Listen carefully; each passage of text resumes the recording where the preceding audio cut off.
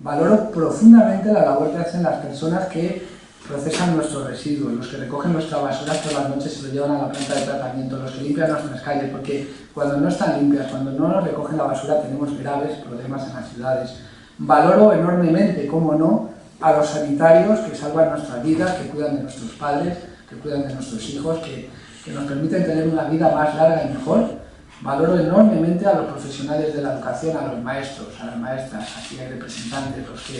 los que generan el futuro de nuestra sociedad, educando a nuestros hijos junto a la familia.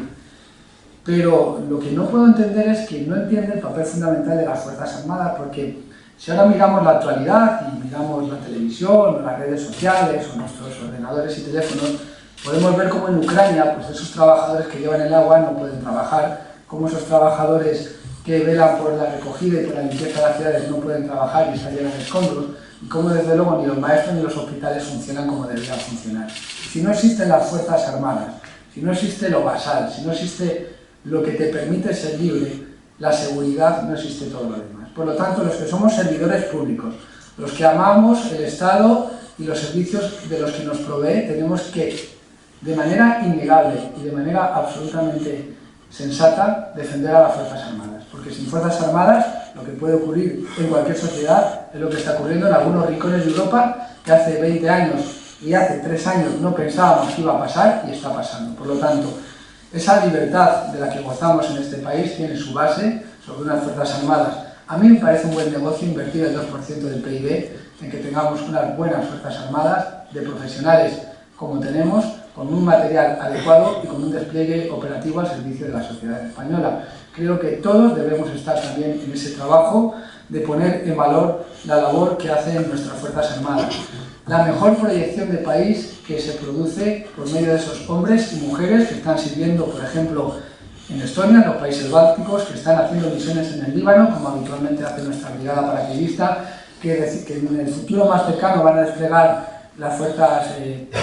Armadas Españolas con los S-18 en Rumanía. Estuve hace unos días en el acto del Día Nacional de Rumanía, tenemos una gran relación y desde luego el agradecimiento sincero del embajador hablando del Reino de España y de esos F-18 es parte de la política de un país que también utiliza su proyección de fuerza y su ejército como parte de su diplomacia y de su imagen de país. Y desde luego también hoy aprovecho para la solidaridad en general hacia esa carta bomba que han mandado a la base aérea de Torrejón, que ayer mandaron a una empresa que está suministrando material para la defensa del pueblo ucraniano y que también lo mandaron a la Embajada de Ucrania. Es evidente que el riesgo existe y el riesgo se conjura con unas buenas Fuerzas Armadas, con unos buenos fuerzas y cuerpos de seguridad del Estado como los que hoy están aquí presentes. No hay democracia sin Fuerzas Armadas y yo creo que ese legado tenemos que respetarlo. Tenemos que estar prevenidos de aquellos que critican sin saber, como antes he dicho, también prevenidos de aquellos que quieren monopolizar a las Fuerzas Armadas como un patrimonio de una ideología de un partido.